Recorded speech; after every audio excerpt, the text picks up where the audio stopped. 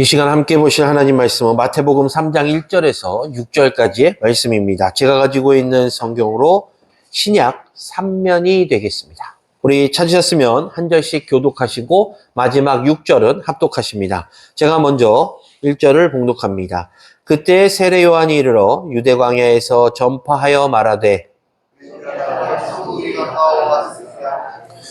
그는 선지자 이사야를 통하여 말씀하신 자라 일렀으되 광야에 외치는 자의 소리가 있어 이르되 너희는 주의 길을 준비하라 그가 오실 길을 곧게 하라 하였느니라.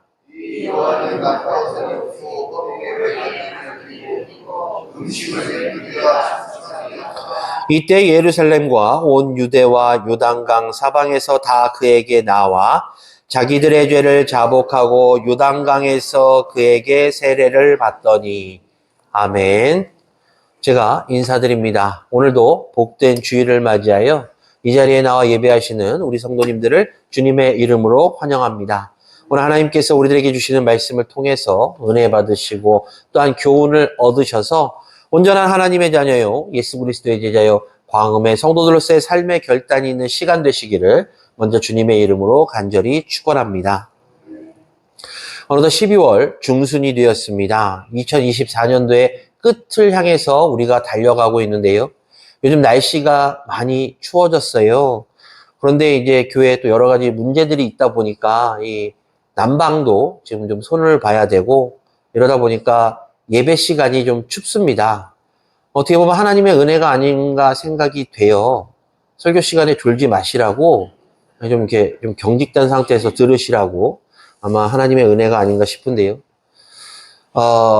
날씨가 추워졌습니다. 우리 건강관리 특별히 신경 많이 쓰시기를 부탁을 드리겠습니다. 저는 요즘에 날씨가 추워지면서 이제 좀 많이 먹게 되더라고요. 그러니까 아시는 분도 아시겠지만 제가 원래 보기보다 좀 적게 먹는 편인데요. 안 믿으시네. 근데 요즘 좀 먹는 거에 좀 이렇게 손이 가요. 겨울잠 잘 때가 돼서 그런지 몰라도. 좀 그렇습니다. 근데 어쨌든 우리가 건강관리 좀 신경 써서 12월 잘 마무리하시고 2025년도 1월을 잘 준비하시기를 부탁을 드리겠습니다. 제가 좀 전에 말씀드린 대로 이제 12월 달이 중순이 되었고 한 열흘 정도만 지나면 아기 예수님께서 탄생하시는 성탄절이 다가옵니다. 이 성탄에 관련된 사건들을 성경을 보게 되면 여러 인물들이 나오잖아요. 대표적으로 예수님이 나오고요. 그 다음에 예수님의 아버지, 어머니, 요셉과 마리아가 나옵니다. 그 다음에 동방박사 세 사람이 나오고 또한 그 당시를 다스렸던 헤롯이라는 사람도 나오고 이 탄생에 관련돼서 여러 인물들이 나오는데 제가 오늘 이 시간 우리 성도님들과 함께 좀 다뤄볼 인물은 바로 요한입니다. 세례 요한. 왜 사람들은 이 요한을 세례 요한이라고 부를까요? 혹시 그 사실 아시나요? 우리가 성경 공부를 통해서 한번 나눴던 적이 있는데요. 예수님 당시에 이 요한이라는 이름은 너무나도 흔한 이름이었습니다. 제가 외국에 살 때요. 제가 이제 영어 이름을 줘야 됐어요.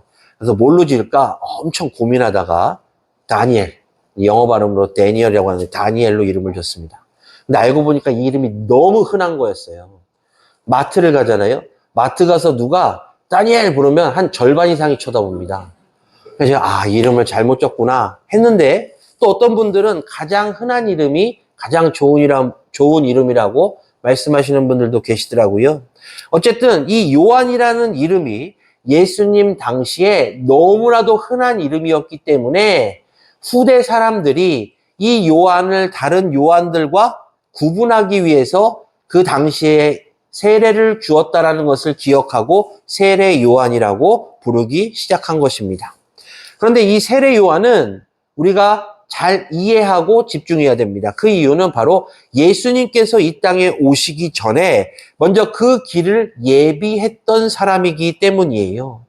따라서 이 사람의 사역을 보게 되면 예수님께서 이 땅에 오시기 전에 예수님께서 이제 공생의 사역을 하시기 전에 예수님의 사역을 했음을 알게 됩니다. 대표적으로 뭐가 있죠? 사람들에게 세례를 주었습니다. 세례라는 것은 하나님께서 그 사람으로 하여금 하나님의 사람을 인정하는 것인데 바로 예수님 전에 이 요한이 세례를 주었다라는 것이죠. 그런데 이 세례 요한의 행색이 성경에 기록되고 있는데요. 낙타털옷을 입고 허리에 가죽띠를 띠고 음식은 메뚜기와 석청을 먹었다라고 기록하고 있습니다. 석청, 즉 야생꿀을 말하고 있는데요. 그리고 그가 살았던 곳은 유대 광야, 그리고 사람들에게는 회개하라 천국이 가까워 왔다라고 선포했다라고 성경이 기록하고 있어요. 좀 독특한 사람의 모습인데요. 그런데 성경은 이 세례 요한의 독특한 모습을 어떻게 표현하고 있냐면 바로 과거 이사야 선지자가 예언한 광야에서 외치는 자의 예언을 성취했다라고 말하고 있습니다. 3절 중반부를 보면요. 광야에 외치는 자의 소리가 있어 이르되 너희는 주의 길을 준비하라 그가 오실 길을 곧게 하라 하였느니라 라고 말씀하고 있습니다. 구약시대로 넘어가서 이 이사야 선지자가 어떤 사람인가를 좀 살펴볼까요? 이사야 선지자는요, 이스라엘 백성들의 죄로 인해서 나라가 망하게 되고 이스라엘 백성들이 바벨론의 포로로 잡혀갈 것을 예언했던 사람입니다. 그런데 그가 이렇게 이스라엘 백성들이 포로로 잡혀가고 나라가 망할 것이다 라는 예언만 한 것은 아니었어요. 그의 예언을 보게 되면 이스라엘 백성들이 때가 되면 포로 생활을 마치고 이스라엘 나라로 돌아오게 될 것이다. 다시 예루살렘으로 돌아오게 될 것이다 라고도 예언을 했습니다. 그런데 이사야 선지자가 이 예언을 하면서 이스라엘 백성들이 포로 생활을 마치고 돌아올 때 광야에서 여호와의 길을 예비하고 하나님의 대로를 평탄하게 하라고 외치는 자가 있을 것이다 라고도 예언을 했습니다. 사랑하는 광업교회 성도 여러분, 성도님들께서 성경을 열심히 읽으셨으니까 아마 다 아실 줄로 압니다. 이스라엘 백성들이요, 이스라엘이란 나라가 그들의 죄로 인해서 멸망당하고 바벨론으로 포로로 잡혀갔을 때 이스라엘 백성들만 이스라엘 땅을 떠난 것이 아니었어요. 누구도 떠났죠? 하나님도 그 땅에서 떠나셨습니다. 하나님께서도 예루살렘 성전에서 떠나셨다라는 것이에요. 결국 하나님께서 이스라엘을 떠나시자 하나님에 대한 통치, 이스라엘에 대한 통치가 끝나게 됩니다. 그런데 시간이 지나서 이사야 선지자가 예언한 대로 때가 돼서 바벨론에서 이스라엘 백성들이 예루살렘으로 돌아오게 되자 하나님께서도 다시 예루살렘으로 돌아오십니다. 그리고 유대 땅에 하나님 나라를 이루시겠다라고 말씀하십니다. 그때 이사야 선지자가 예언한 대로 바로 하나님 오심을 예비하는 사람의 목소리가 있을 것인데 그 예비하는 그 목소리가 신약시대로 넘어와서 바로 이 세례 요한인 것입니다.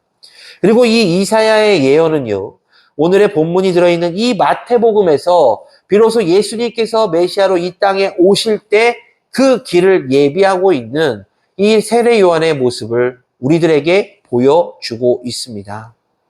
자, 그럼 세례 요한이 어떻게 메시아의 길을 준비했을까요? 성경을 보니까 하나님 나라가 가까워 왔음을 선포하는 것으로 그 길을 예비하고 있음을 알 수 있습니다. 사랑하는 광업교회 성도 여러분, 이제 성탄절이 다가오는데 우리가 성탄을 어떻게 준비해야 될 것인가를 좀 고민하는 시기가 왔습니다. 성도님들께서는 성탄을 어떻게 준비하시겠습니까? 그냥 날짜가 가다 보니 성탄절이 다가오고 오늘이 성탄절이구나 라고 해서 이 자리에 와서 예배 드리시는 것으로 성탄절 준비, 성탄절 예배를 마치시겠습니까? 아니면 남아있는 기간 동안 아기 예수님의 탄생을 고대하고 준비하면서 내가 무엇을 행할 것인가를 고민해 보시겠습니까? 오늘 이 시간에는요, 본문에 나오는 예수님의 길을 예비하는 세례 요한의 모습을 통해서 우리가 성탄을 어떠한 준비하는 모습으로 이 성탄을 준비해야 될 것인가 한번 함께 은혜를 나눠보고자 합니다. 먼저 첫 번째로 이 세례 요한은요, 사람들로 하여금 천국으로 그 시선을 향하게 했습니다. 본문을 보면 세례 요한이 사람들에게 무슨 말을 하죠? 천국이 가까워 왔다라고 선포하고 있습니다. 천국은 헬라어로 가르에 바르실레아라고 그래요. 그런데 이 뜻은 하늘에 있는 왕국이라는 뜻이 돼요. 따라서 하나님께서 왕이 되셔서 다스리는 나라가 이제 곧 가까이 왔다라고 사람들에게 선포하고 있다라는 것이죠. 그 당시 이스라엘 백성들의 관심은요, 뭔가 좀 잘못되어 있는 관심을 가지고 있었습니다. 하나님 나라가 아니라요, 이 땅에 대한 관심 투성이었어요. 당시 자신들을 지배하고 있는 로마 황제에 대한 관심과 자신들이 어떻게 살 것인가에 대한 세상적인 관심에만 몰두하고 있었다라는 것입니다. 그런데 우리가 분명히 알아야 될 것은 이스라엘 백성들은 어떤 사람이죠? 하나님의 백성들이잖아요. 그렇단 얘기는 자신들의 주인인 하나님의 관심을 가지고 살아야만 됨에도 불구하고 그들의 관심은 전혀 다른 곳을 향하고 있었다라는 것입니다. 그렇기 때문에요, 사두개인들과 같은 종교 지도자나 세리 같은 사람들은 조금 전에 말씀드린 대로 자신들을 다스리는 로마 황제나 아니면 자신들이 이 땅에서 어떻게 잘 살 것인가에 대한 관심, 그리고 열심당원 같은 경우에는 로마 통치에 대해서 어떻게 하면 우리가 저항해서 독립할 수 있을까, 그런 관심에만 몰두하고 있었기 때문에 하나님의 백성인 이스라엘 백성들의 관심은 하나님과 멀어져 있었습니다. 사랑하는 광역교회 성도 여러분, 그런데 우리는 분명히 알아야 돼요. 하나님께서 천지를 창조하시고 인간을 창조하시면서 바라셨던 게 무엇일까? 우리는 말씀을 통해서 알 수 있는데요.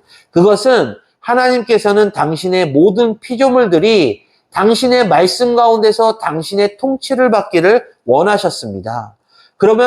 그리고 하나님께서 그들이 당신의 말씀 가운데 통치를 받고 산다면 복을 주시고 평안으로 인도해 주실 것을 약속하셨습니다.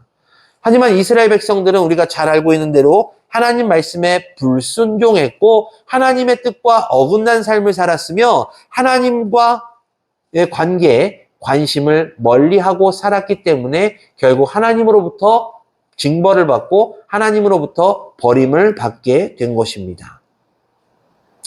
그리고 어떻게 됐죠? 나라가 망했고 다른 나라의 지배를 받는 삶을 살게 되었습니다. 바로 그런 상황 가운데서 세례 요한은 사람들에게 하나님의 나라가 가까워 왔고 하나님의 구원이 이루고 있다라고 선포하고 있는 것입니다. 사랑하는 성도 여러분, 우리들의 모습은 어떻습니까? 하나님 나라가 우리 가운데서 이루어지기를 우리가 소망하고 있습니까? 아니면 우리의 관심은 하나님 나라가 아니라 저 세상적인 것에 있습니까? 나의 시선이 하나님을 향하고 있습니까? 아니면 나의 시선이 지금 세상을 향하고 있습니까? 세례 요한은 사람들에게 천국이 가까워 왔다라고 선포했습니다. 하나님이 다스리시는 그 왕국이 가까워 왔다라고 선포하고 있는데 세상 사람들은 그 말을 듣지 않고 세상으로 관심을 돌리고 있는 상황이었다는 것입니다. 바로 우리의 모습 아닙니까? 각자 원하는 삶에 관심을 두고 그곳에 시선을 돌리며 하나님에 대한 시선과 예수 그리스도에 대한 관심은 멀리하고 있지는 않습니까? 우리가 진정 하나님의 자녀라면요, 내가 하나님께 받은 직분을 귀히 여기며 그 직분에 충성하며 하나님의 뜻 가운데서 살아야 되지 않겠습니까? 우리의 관심이 온전히 하나님과 주 예수 그리스도를 향해야만 되지 않겠습니까? 그런데 우리는요, 이 예배 1시간 드리는 것으로 때로는 우리 스스로를 만족해 합니다. 내가 하나님에 대한 관심과 열심이 지속적으로 있어야만 함에도 불구하고 제가 금요기도 때 말씀드린 우리의 의무인 기도를 하나님과 교통하면서 해야 됨에도 불구하고 그것들을 우리의 관심 밖으로 돌리고 있다라는 것입니다. 물론 많은 성도님들께서는 그렇게 행하지 아니하신다 믿습니다. 하지만 중요한 것은 다른 성도들이 중요한 것이 아니라 바로 내 자신입니다. 한번 우리는 돌이켜봐야 되지 않겠습니까? 내가 과연 내 관심이 하나님께 있는지, 내 관심이 예수님께 있는지, 내가 저 천국을 향해서 눈을 돌리고 있는지, 아니면 내가 세상에 관심이 있음으로 말미암아 나의 돈벌이에만 급급하고 나의 욕심을 채우는 데만 만족하고 있진 않은지 우리들은 돌아보아야 할 것입니다. 그렇기 때문에 우리들은 반드시 기억해야 합니다. 우리들의 시선은요, 세상이 아니라 천국을 향해야만 합니다. 그리고 세례 요한 같이 세상에 담대히 하나님의 나라가 가까워왔음을 선포해야만 합니다. 제가 질문을 드릴게요. 성도님들께서는 지금 세상에 담대히 선포하고 계십니까? 천국이 가까웠다라고 선포하고 계십니까? 예수 그리스도께서 우리를 구원하실 구세주시며 메시아임을 선포하고 계십니까? 혹시 내 자신 스스로가 생각했을 때 내가 선포하지 못하다라고 생각한다면 왜 그러한 생각이 드신다고 생각하십니까? 왜 담대히 선포하지 못한다고 생각하십니까? 그 이유는요, 내가 이 이스라엘 백성들과 같이 나의 관심이 다른 데 있기 때문입니다. 내 관심이 하나님을 향하고 예수님을 향하는 것이 아니라 세상을 향하거나 내 욕심을 향하고 있기 때문에 내 스스로가 양심에 비춰서 내가 하나님을 선포하고 하나님 나라를 선포하고 예수 그리스도를 선포하지 못한다라고 생각하고 있는 것입니다. 따라서 우리들은요, 관심의 대상을 바꿔야만 합니다. 이 시간 이후로 우리들의 관심은 오로지 하나님과 예수 그리스도 그리고 저 천국으로 우리들의 시선과 관심을 바꿔야 할 것입니다. 그리고 우리 주변에 이 세례 요한과 같이 담대히 선포할 수 있는 그런 믿음을 키워나가야 할 것입니다. 예수님께서 이제 이 땅에 오실 날이 얼마 남지 않았는데 장차 오실 메시아를 우리의 구세주요 우리의 메시아라고 우리가 선포하지 못한다라면 과연 누가 세상 사람들에게 그것들을 알리겠습니까? 우리가 선포해야 되지 않겠습니까? 바라기는 이 세례 요한과 같이 세상 사람들에게 담대히 천국이 가까워 왔음을 그리고 장차 오실 메시아 예수 그리스도가 우리를 구원하시는 구세주임을 선포하시기를 주님의 이름으로 간절히 축원합니다. 두 번째로요. 그런데 사람들의 시선을 천국으로 향하게 하기 전에 먼저 내가 해야 될 일이 있는데 그것이 무엇일까요? 그것은 바로 회개입니다. 성도님도 혹시 그 사실 아시나요? 우리가요, 천국이 가까워 왔다라고 막 말하잖아요. 그런데 그 모든 사람들이 다 천국을 경험하지는 못한다라는 것이죠. 천국을 경험하기 위해서 반드시 선행되어야 될 조건이 있는데 그것이 바로 회개입니다. 이 세례 요한이 죄에 대해서 회개를 외쳤을 때 어떤 일이 일어나죠? 본문을 보니까 예루살렘과 온 유대와 요단강 사방에서 다 그에게 나왔다라고 기록하고 있어요. 뿐만 아니라 자기들의 죄를 회개하고 요단강에서 세례까지 받는 놀라운 회복의 역사, 즉 회개의 운동이 일어났음을 성경이 우리들에게 증거하고 있습니다. 사랑하는 광역교회 성도 여러분, 우리는 세례 요한의 외침을 들은 사람들이 하나님 나라의 임재를 위해서 가장 먼저 자신의 죄를 회개하는 이 장면에 주목해야만 합니다. 사람들은요, 죄로부터 회개하라 라는 말을 들으면 우선 듣는 순간 기분을 상해해요. 왜냐하면 내 스스로가 죄인이라고 저 사람이 생각하는구나라고 생각하기 때문입니다. 나는 지은 죄가 없는데 저 사람이 나에게 너 회개해야 돼 라고 말을 듣는 순간 저 사람은 나를 죄인으로 생각하는구나 라고 선행으로 생각하거나 착각하기 때문입니다. 그리고 그 말의 뜻을 도덕적으로 선한 사람으로 살라라는 의미로만 해석을 해요. 따라서 사람들이 착각하는 것이 내가 도덕적으로 선하게 살면 나는 결코 죄가 없다라고 생각합니다. 그런데 그것은 잘못된 것이에요. 오늘 세례 요한이 사람들에게 회개해야 할 죄를 말하고 있는데요. 그것은 도덕적으로 살지 못하는 죄가 아니라 더 근본적인 죄를 말하고 있습니다. 그것은 바로 하나님의 다스림에 순종해서 살지 않고 자신의 뜻대로, 자신의 주관대로 살아가는 죄를 의미하고 있는 것이. 왜냐하면 자신의 주관적인 생각으로 삶을 사는 순간 우리는 그리고 그들은 하나님의 통치에서 벗어나는 삶을 살게 되기 때문입니다. 그런데 많은 그리스도인들이 이 죄를 범하고 있어요. 하나님의 통치 가운데 살아야 됨에도 불구하고 내 생각, 내 주장, 내 의견이 옳은 대로 살아가는 방법을 택하고 있다라는 것이죠.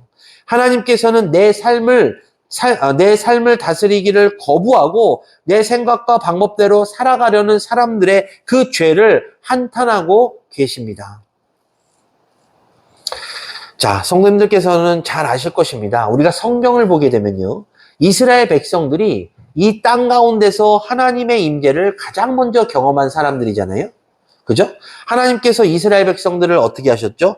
출애굽시키셨습니다. 그리고 나라를 이루게 하시고 예루살렘에 성전을 세우시고 하나님 말씀으로 이스라엘 백성들을 다스리시고 통치하셨습니다. 그런데 이스라엘 백성들이 그럼에도 불구하고 나라를 잃어버려요. 성경을 보니까 왜 잃어버렸을까요? 왜 이스라엘 백성들이, 아니 하나님이 통치하시고 하나님이 선택하신 백성들이 하나님의 임재를 경험했는데도 불구하고 왜 그들의 나라를 잃어버렸을까요? 그 이유는 이스라엘 백성들이 하나님 말씀대로 살지 않았기 때문입니다. 자신들이 원하는 나라를 세우기 위해서 우상과 세상의 물질에 지배를 받으며 살았기 때문에 하나님께서는 어떻게 하셨죠? 이스라엘을 떠나시고 하나님이 떠나시니까 하나님이 지배하시던 그 나라가 결국 인간이 지배하는 나라로 변모하게 되고 이방인의 지배를 받는 나라, 그리고 멸망하는 나라로 바뀌게 되지 않았습니까? 사랑하는 광옥교회 성도 여러분, 성경을 보십시오. 하나님 말씀대로 살지 않으면 멸망의 길로 갈 수밖에 없습니다. 그런데 우리들은 하나님의 말씀을 늘 가까이 하고 하나님의 말씀을 묵상하고 하나님 말씀대로 살겠다라고 다짐하면서도 과연 우리가 하나님의 말씀대로 살고 있는지 우리의 삶을 좀 돌아보았으면 좋겠습니다. 성도님들께서는 하나님께서 말씀하시는 대로 살고 계십니까? 하나님께서 말씀을 통해서 우리들에게 주시는 지혜 가운데서 하나님께서 말씀을 통해서 우리들에게 지시하시는 것을 우리들이 잘 지켜 준행하고 있는지 한번 돌이켜보시기를 간절한 마음으로 부탁을 드리겠습니다. 조금 전에 말씀드렸잖아요. 이스라엘 백성들은 하나님의 임재를 경험했던 사람들입니다. 하나님의 음성을 들었고 하나님의 보여주시는 기적, 만나와 메추라기, 구름기둥과 불기둥 모든 것들을 체험했음에도 불구하고 하나님의 말씀대로 살기를 거부하고 자신들의 주관과 관심과 시선으로 살다 보니 하나님의 통치가 떠나자 이방인의 통치를 받는 아주 비천하고 아주 나약한 나라로 변모하게 되었던 것입니다. 물론 이사야 40장 3절의 말씀에서 하나님의 나라가 회복될 것을 이사야 선지자가 예언했죠. 그 가운데 주의 길을 준비하라고 외치는 자가 나타날 것이다 라고 예언했습니다. 곧 이스라엘이라는 나라가 포로 생활을 마치고 예루살렘으로 돌아올 때 그 이스라엘 백성들과 나라의 주인 되시는 하나님께서도 다시금 돌아오셔서 이스라엘을 다시 통치하실 것인데 그 하나님의 오실 길을 준비하라는 것으로 예언했다라는 것이죠. 이 말의 뜻은요, 이렇게 해석하시면 돼요. 하나님의 나라가 다시 올 것이니 너희들은 죄를 회개하고 천국을 받아들여라. 여기서 회개라는 단어, 이 헬라어를 보게 되면요, 메타노이어라는 표현을 써요. 메타노이어라는 단어를 쓰는데 이는 변화라는 뜻이 있어요. 그래서 메타는 머리고요. 노이아는 메타는 변화라는 뜻이고 노이아는 머리라는 뜻입니다. 그렇기 때문에 회개라는 것은, 즉 다시 말해서 내가 과거의 모습에서 생각하고 깨닫고 다시금 새로운 사람으로 변화되는 것이 회개라는 것입니다. 한번 생각해 보십시오. 우리가 하나님께 나의 죄를 고백합니다. 그리고 회개해요. 그리고 하나님의 용서를 받는 순간 우리는 과거의 죄인이었으나 현재로는 하나님의 순결한, 예수 그리스도의 순결한 신부로 바뀌게 됩니다. 즉 변화가 된다는 것이에요. 이처럼 회개는 우리를 변화시키는데 하나님께서는 과거의 우리들의 죄를 이제 회개를 통해서 깨끗하게 변화시켜 주시겠다라고 우리들에게 약속하고 계시는 것입니다. 따라서 이 회개는 신앙생활과 믿음 생활에 우리들에게 있어서 가장 필요하고 중요한 것입니다. 성도님들께서는 늘 기도하실 때 회개하십니까? 기도에 있어서 우리가 가장 중요한 것은 먼저 회개가 선행되어야 된다는 것이. 우리가 하나님께 기도할 때 하나님 내 문제들을 해결해 주시고 하나님 내가 어려운 것들을 해결해 주시고 부족한 것은 채우고 넘치는 것은 나눌 수 있는 축복을 주십시오라고 기도하는 경우가 대부분인데요. 중요한 것은 먼저 하나님께 기도할 때 나의 죄를 고백하고 회개하는 것입니다. 내가 죄인 된 몸으로 하나님께 고할 수가 없사오니 하나님 먼저 내 죄를 고하오니 나의 죄를 용서해 주시고 그 회개받은 몸으로 주님의 순결한 신부된 몸으로 하나님께 구하오니 하나님 그 모든 것들을 응답해 주십시오라는 그 선행 조건이 바로 회개라는 것입니다. 따라서 이 자리에 계신 우리 광음의 모든 성도님들께서는 늘 회개가 선행되시기를 주님의 이름으로 간절히 축원합니다.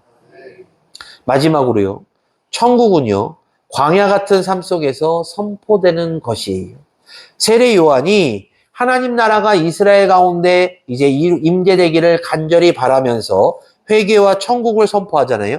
근데 그가 회개와 천국을 선포하는 그 장소에 우리는 또 주목을 해야 됩니다. 어디죠? 유대 광야라고 성경에 나와 있어요. 그런데 성도님들 아시다시피 광야라는 곳은 말 그대로 넓은 들판입니다. 그리고 이스라엘이라는 나라의 특성상, 이 지역의 특성상 그 광야는요, 아무것도 없는 그냥 허벌판을 말해요. 그런데 왜 이 세례 요한은 허벌판에서 천국이 가까웠다, 너희들은 회개하라라면서 하나님의 말씀을 선포하고 있을까요? 성도님도 한번 생각해 보십시오. 우리가요, 복음을 증거할 때 어떤 곳에서 증거해야 효과가 있을까요? 사람들이 많은 곳에서 복음을 증거해야 효과가 많을까요? 아니면 사람들이 없는 곳에서 복음을 증거해야 효과가 있겠습니까? 너무나도 상식적인 질문이잖아요. 사람들이 많은 곳에서 복음을 전파하고 증거해야 그래도 단 한 사람이라도 듣지 않겠습니까? 근데 세례 요한은 이상하게도 광야라는 곳에서 복음을 선포하고 있어요.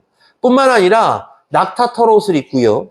허리에 가죽띠를 띠고 음식은 메뚜기와 석청, 즉 야생꿀을 먹으면서 하나님의 나라가 가까웠다라고 선포하고 있습니다. 이상하잖아요. 뭐 이상한 복장을 하고 이상하게 사람들이 없는 광야에서 하나님의 나라를 선포하고 있으니 많은 사람들이 이상하게 여겼을 것입니다. 하지만 그럼에도 불구하고 이 세례 요한은 계속해서 광야에서 하나님 나라를 선포하고 회개를 선포하고 있어요. 왜 세례 요한이 광야에서 외쳤을까요? 하나님의 뜻이 있었기 때문입니다. 그 이유는요, 바로 이 광야가 그 당시 이스라엘 백성들의 영적인 황량함을 대변하고 있는 곳이기 때문이에요. 따라서 이 세례 요한은 황량한 벌판에서 천국을 회개하라, 천국이 가까웠느니라 라고 외치고 있습니다. 이 말의 뜻은 이랬습니다. 아무리 외형적으로 윤택한 곳이라 할지라도 그곳에 하나님이 임재하지 아니하신다면 그곳은 메마른 땅이 될 것이며, 아무리 메마른 땅이라 할지라도 하나님께서 그곳에 임재하고 계신다면 그곳은 바로 윤택한 땅이라는 것이죠.